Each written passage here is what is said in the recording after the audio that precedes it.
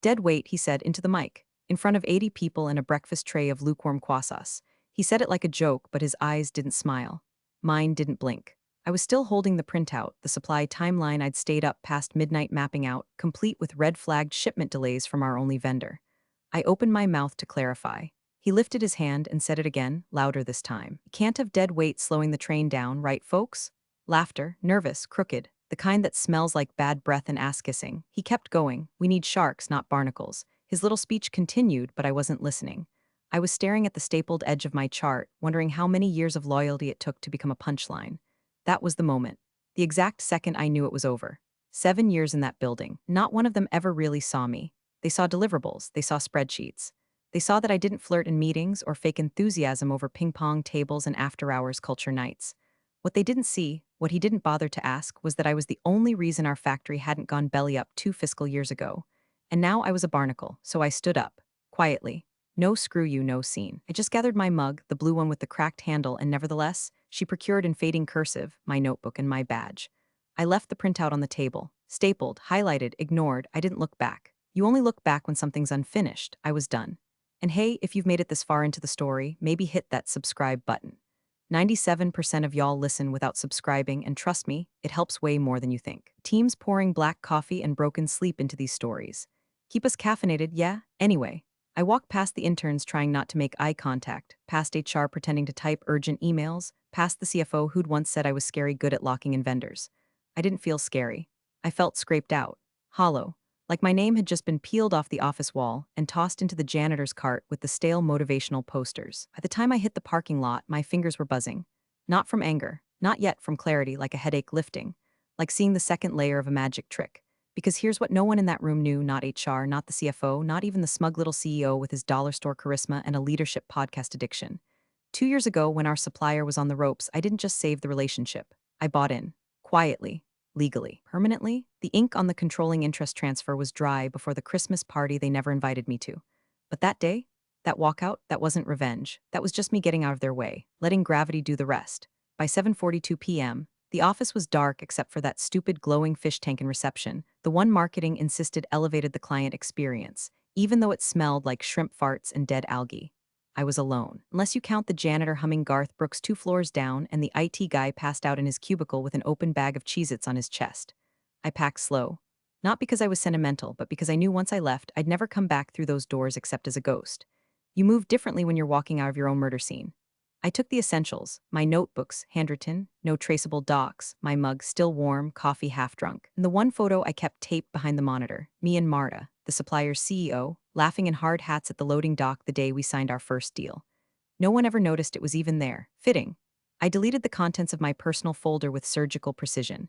Not just files, breadcrumbs, no Slack convos, no email trails, no birthday card scans. Gone. The way the rest of me would be in about 10 minutes. I wiped the keyboard clean with a disinfectant wipe. Not for them, for me, for ritual. And then I did the only truly sentimental thing. I left a sticky note on my plant. Take care of this, it said. No signature. If they don't know who it's from, they don't deserve the plant. The flashback hit as I powered down the screen.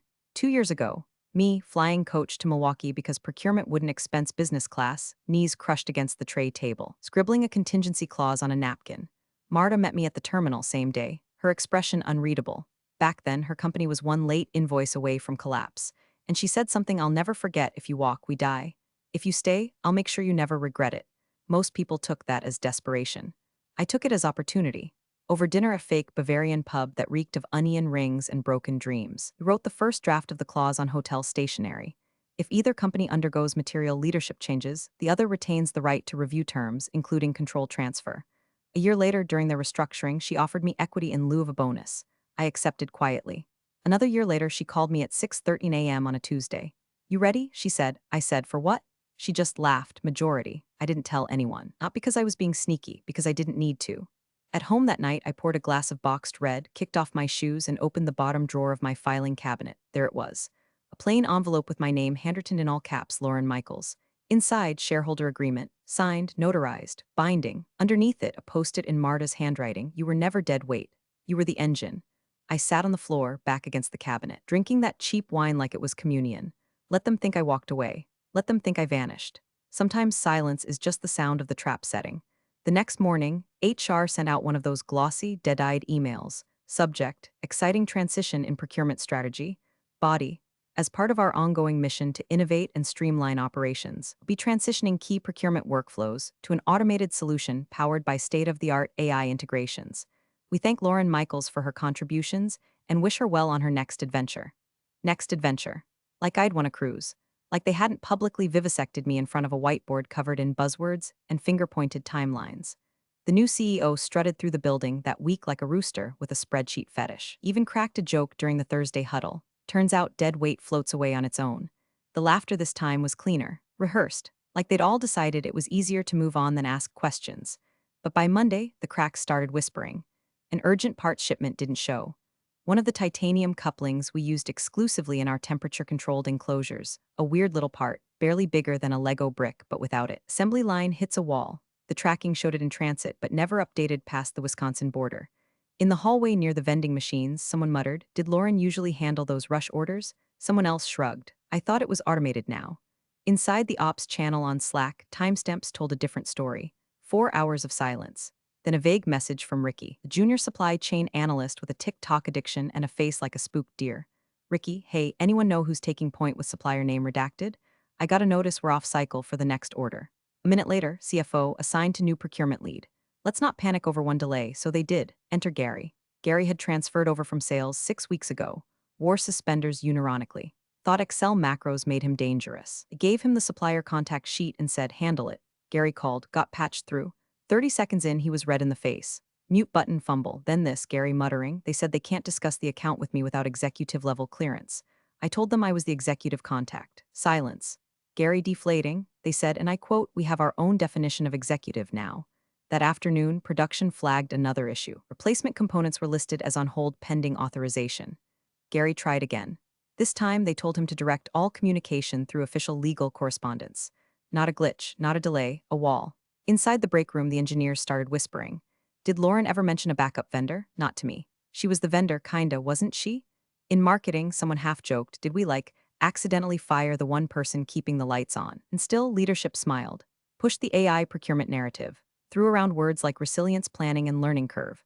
But the panic was starting to leak through their collars. Small things, tight voices in meetings, forwarded emails with vague subject lines like urgent need clarification on sourcing authority.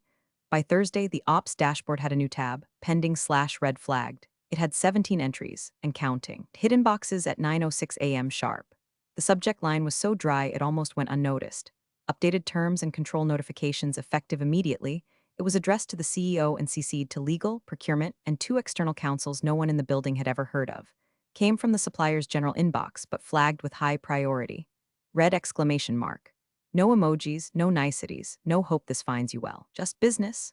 The CEO opened it in front of half the executive team during a budget alignment meeting that had already turned into a blame tornado. He skimmed the first sentence and froze. The room, already tense, went pin drop silent. He didn't say anything, didn't even pretend to read further. Just slowly turned pale, like someone watching their GPS calmly reroute them into oncoming traffic. Without a word, he stood up, left his laptop open, walked out the glass doors, through reception, and down the hallway like a man trying to outrun a sniper beam only he could see. Procurement exchanged looks. Did he just? Should someone? Check what it says, someone finally muttered, reaching for the laptop. The message wasn't long. 3 short paragraphs, tightly worded, bulletproof in tone. Paragraph 1, notification of updated contractual terms due to recent organizational disruption on the client side. Paragraph 2, declaration of new control procedures, including named executive signatory authority changes, effective immediately and retroactively applying to all pending and future orders. Paragraph 3, all supplier communications moving forward would be redirected through the chair of the board of directors, whose contact information was now listed in full.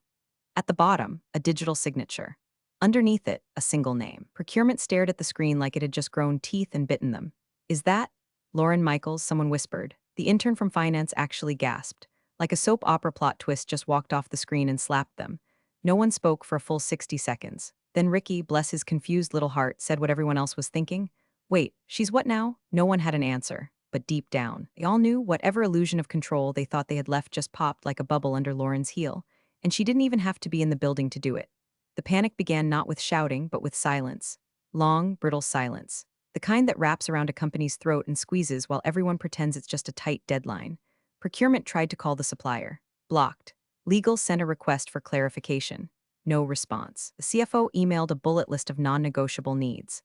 That email bounced back, literally, with a note that said, "Please refer all communications through updated channels per term addendum 4C." Thank you. Term addendum 4C didn't exist in their system. It did in Lauren's. By noon, leadership looked like a busted sprinkler system, flailing in every direction, spraying confusion.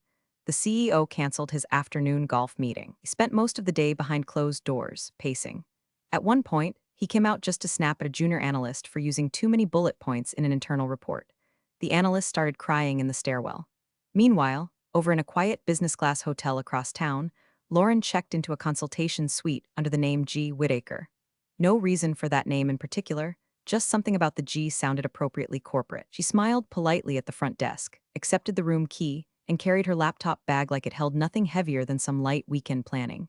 Inside the room, faux oak desk, blackout curtains, a fake ficus, and a complimentary mint that had fused with the plastic wrap. On the table sat a slim FedEx envelope, prearranged delivery. Inside, a packet with updated governance documents for the supplier. Freshly signed, notarized, and certified. A small sticky note clipped to the top in Marta's looping cursive read, "Welcome to the top of the food chain." She didn't gloat, didn't throw her phone or shout checkmate to the ceiling. She simply opened her laptop, plugged into the hotel Wi-Fi, and began reviewing the new quarterly forecast. Because this wasn't revenge. This was repositioning. You don't burn bridges when you can buy the toll booth and set the price. Back at HQ, the CFO was red-faced and muttering about fiduciary negligence and who the hell vetted this woman. The head of compliance pointed out meekly that Lauren's financial activity had been above board, discreet but legal, executed through a holding company with no public ties to her name. That holding company now owned 52% of the supplier. Majority, with full board voting rights, which meant she can approve or deny any term, the legal liaison said, staring down at his tablet like it had just delivered a death sentence. "She is the terms," the CFO spat. The board demanded an emergency session. One member flatly asked, "Did we know she had ownership?" The CEO blinked. Of course not, she wasn't that important. That sentence sat in the air like a fart in church. Meanwhile, Lauren sat in her consultation suite, calmly drafting a response to a competing firm in Texas, one she'd quietly courted for the past year. It recently lost their parts vendor. She had ideas. On the whiteboard behind her, she wrote one word, options. She underlined it twice and smiled. The next morning, 6 people were already in the executive conference room by 6:45 a.m., sipping burnt coffee and sweating through their button-downs. The CEO arrived late, tie crooked hair flat on one side like he'd slept in his car. No greetings, no preamble, just a white-knuckled slap of his iPad on the table. "Why is our supplier ghosting us?" No one answered, not because they didn't know, but because no one wanted to be the one to say her name out loud. The head of legal, a man who normally spoke like a tax form and smelled like mothballs and regret, finally cleared his throat. "They haven't ghosted us. They've redirected communication." Redirected to who? The CEO snapped. Legal slid a folder across the table. Inside, a printed email chain. The last line read, "Please direct all further inquiries to our chairwoman of the board per revised governance structure." Attached was a headshot. Black blazer, subtle necklace, eyes locked forward like she could see the future and already decided it didn't need your opinion. Lauren Michaels, chairwoman, official. The room went silent, again. The CEO picked up the folder, stared at the photo like it was a mugshot. "She's not qualified. She owns 52%, the CFO said flatly. "That doesn't mean she has voting rights.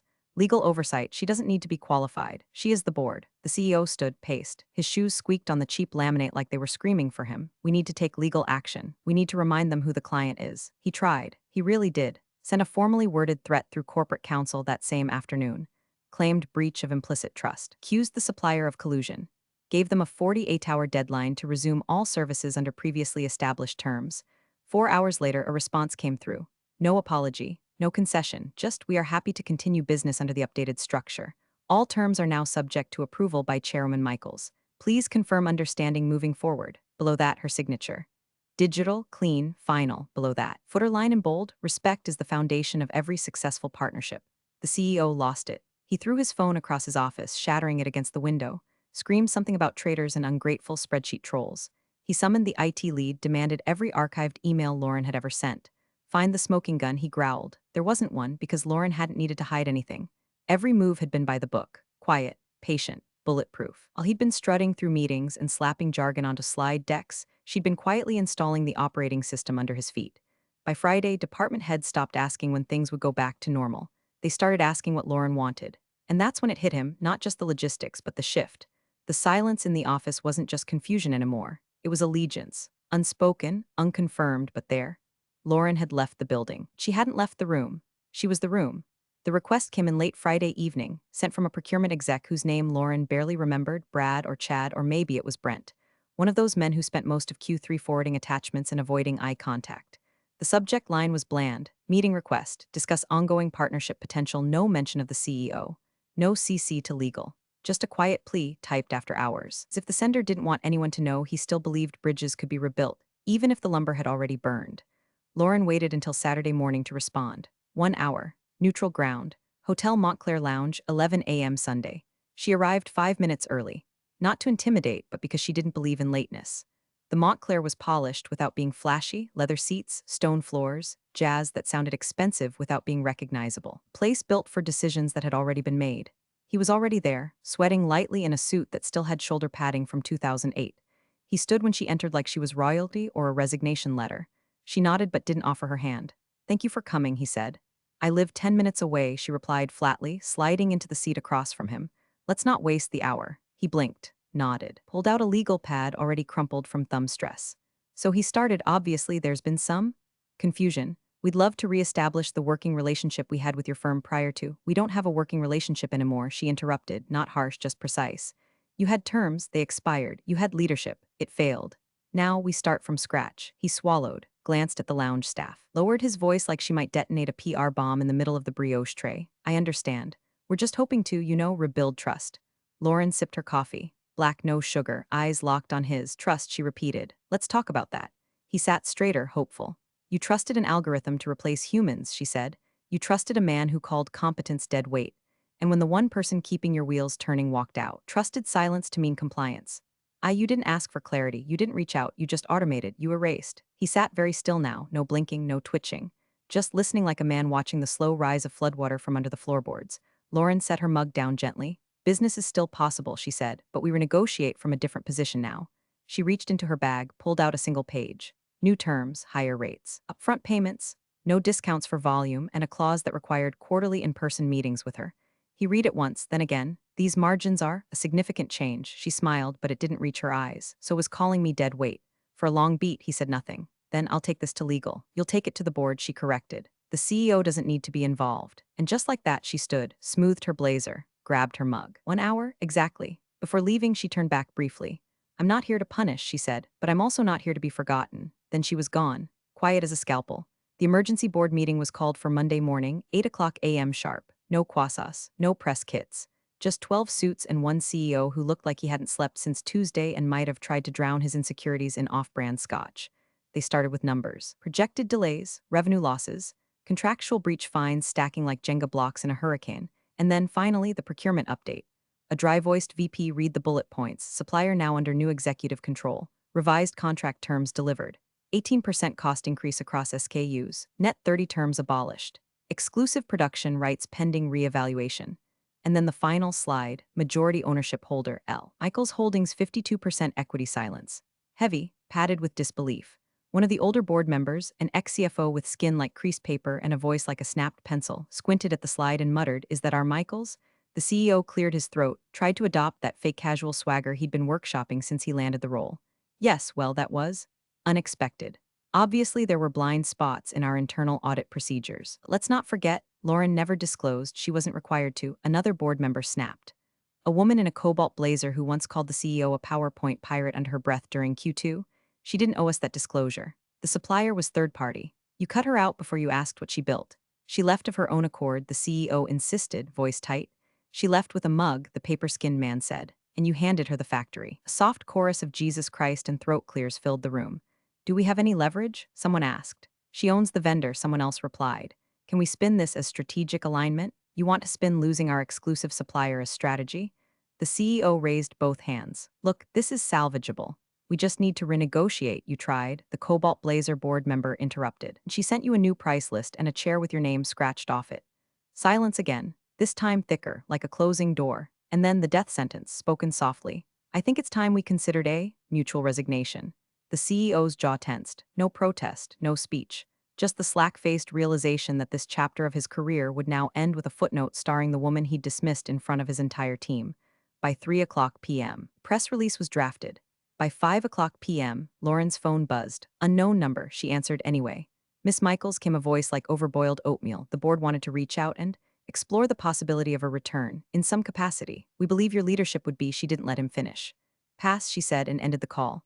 Then she flipped her phone face down, leaned back on her couch, and exhaled through a quiet smile. They'd finally seen her. Too bad they'd gone blind before it mattered.